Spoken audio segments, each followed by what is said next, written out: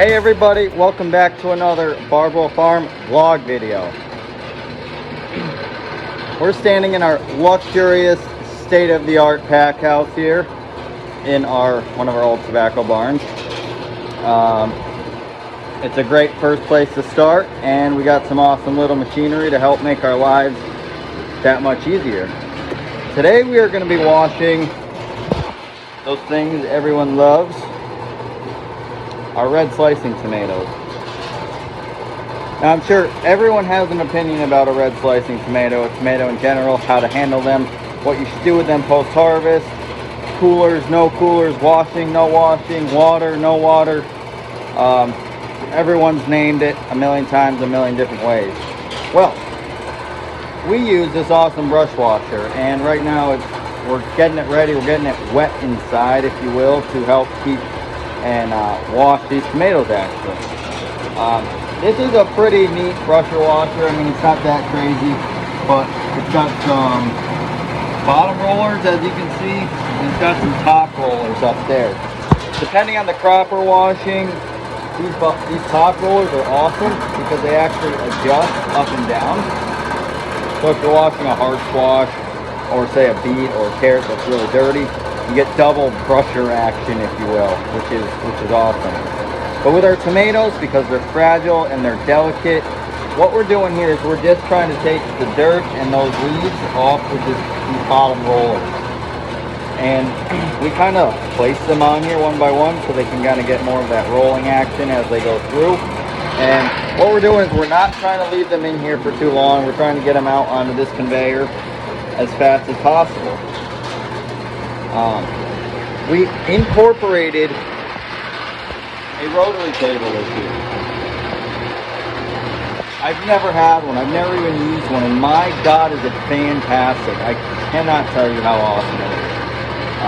To wash anything, to be able to sort anything, especially tomatoes, because when we're grading tomatoes, we're looking for rights, we're looking for partial rights, we're looking for under rights, we're looking for quality, A/B canners, a whole plethora of things. So it's really a process. So having this whole wash line to be able to do this with really just makes life fantastic, and I'm not going to lie. So what we're going to do now is we're going to start running some tomatoes through, and we're kind of just going to give you an idea of how this operates, how we use it on our farm. This is a brusher washer from AZS Brush Equipment in Pennsylvania. An awesome little Amish company that builds these things. This is all stainless steel, so it should last quite a while. So yeah, let's get to washing some tomatoes. Tomatoes, not tomatoes, tomatoes.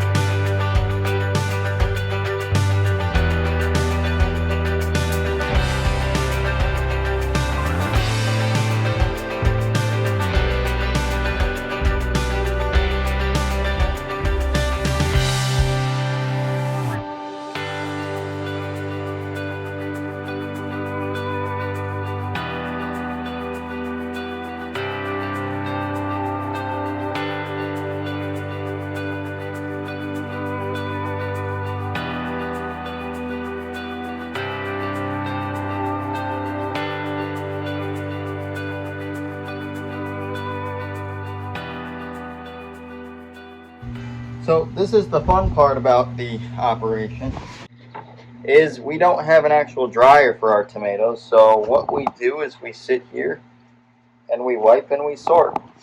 And you know, honestly, I kind of like it. It's really relaxing, and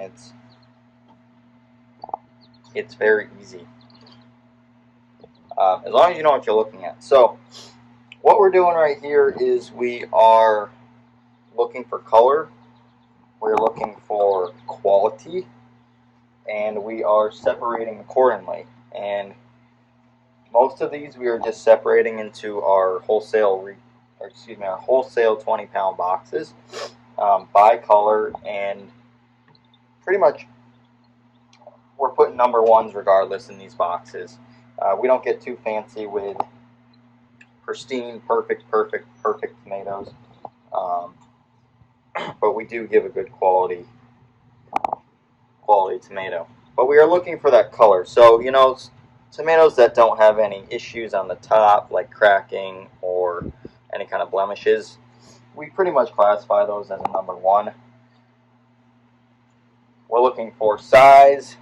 Things like this that are a little smaller, we'll throw into like a canning box right off the bat, and we'll either use these to sort for our quart baskets for retail, or we will just sell them as a canning box.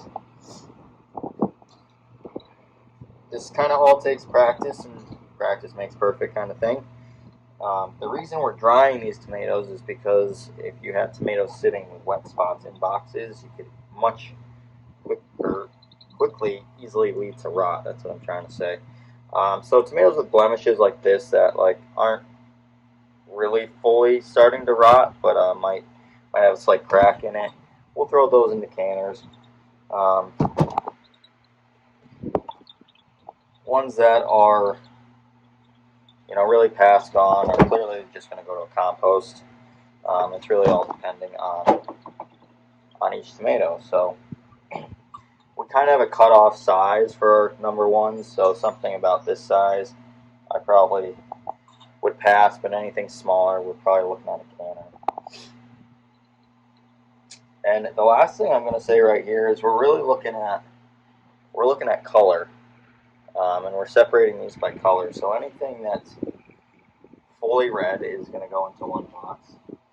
Any tomato that is a partial, we're going to put into another box. And ones that are really green, we're going to separate out completely, just because they're not going to keep up with what we're doing right now. So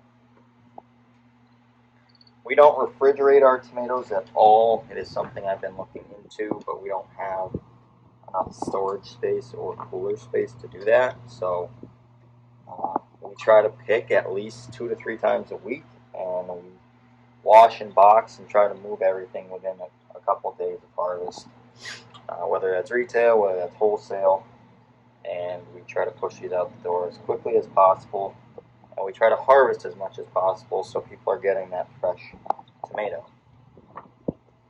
The nice thing about slicers, especially these, is they do hold up pretty well for a longer period of time. The heat can clearly be an issue with these, but a lot of our customers are either putting them on their grocery store shelves or going to other retail outlets that are going to sit out in the weather or the heat. And so taking tomatoes out of a cooler and putting them into a setting like that really, I think, speeds up the ripening process after a little bit. It makes them sweat, and it's just not as desirable, and probably the flavor's not as good. So those are all the things we look at.